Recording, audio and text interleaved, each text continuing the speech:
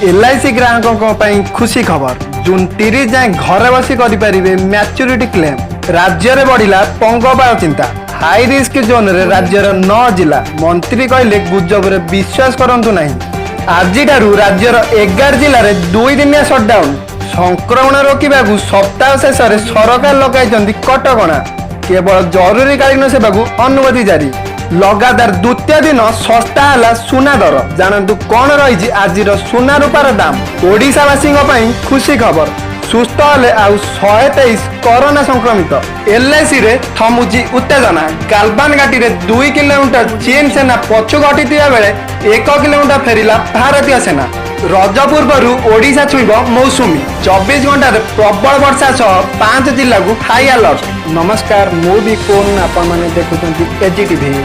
आज दिन में कौन टॉप न्यूज रही मुझे बताइबी। वीडियोटी को समस्त शेष पर्यंत देखा सह वीडियोटी गोटे लाइक करदे।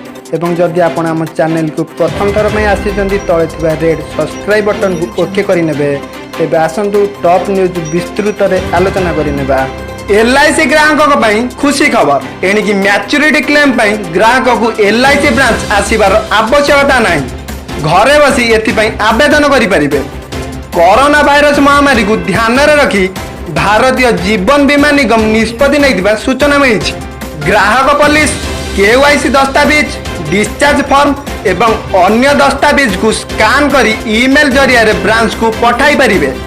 बीमा निगम ग्राहक को यही सुविधा जून 30 जाए दि जाइए। पंगपाल को नहीं कौन गुजब विश्वास न करने को कृषि मंत्री अरुण साहू परामर्श देते। तेबे पंगपाल को नहीं राज्य को 3टी जोन में विभक्त करा जाइछि। हाई एवं मॉडरेट जोन रे 9टी लेखा जिला रही बेले 12टी जिला लो रिस्क रे रही सूचना मिली। आज राज्यर 11 जिले में साप्ताहिक 48 घंटा सटडाउन।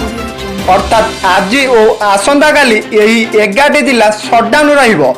एही 11टी जिला मध्य रही गंजाम, पुरी, नयागढ़, खोर्धा, कटक, जगतसिंहपुर, केन्द्रापड़ा, जाजपुर, भद्रक, बालेश्वर एवं बलांगीर। सटडाउन समय केवल जरूरीकालीन सेवा जारी रहिबो बोली सूचना मिली। क्रमागत द्वितीय दिन सस्ता होइछि सुना दर। राजधानी दिल्लीर सरबा बाजार रे शुक्रवार सुना दर 10 ग्राम पिछा 20 टंका सस्ता होइतिला बेले रूपा दर किलो पिछा 54 टंका वृद्धि घटी। शुक्रवार दिल्लीर सरबा बाजार में 10 ग्राम स्पॉट गोल्ड मूल्य 20 टंका कम हो 47,268 टंका होता बेले रूपा किलो पिछा 54 टंका वृद्धि हो 49,584 टंका पहुंची।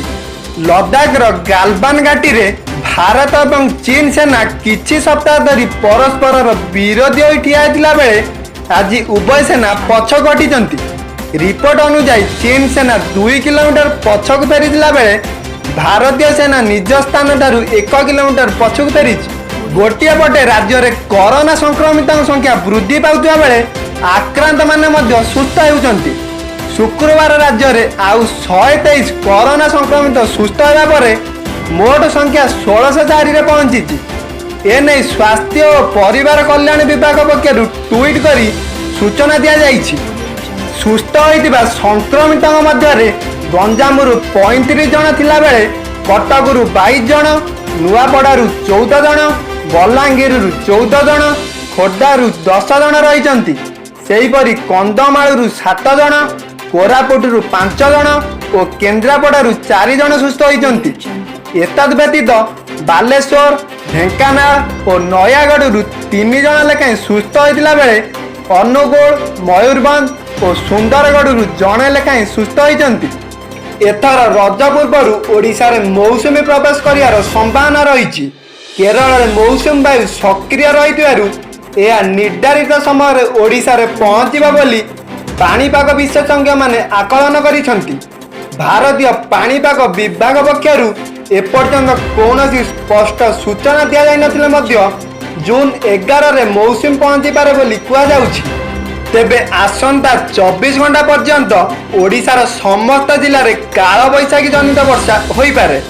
कलाहांडी, बरगढ़, सोनपुर, देवगढ़, मयूरभंज और बालेश्वर जिले में କେତେକ ସ୍ଥାନରେ ପ୍ରବଳ ବର୍ଷା ହେବାର ସମ୍ଭାବନା ରହିଛି।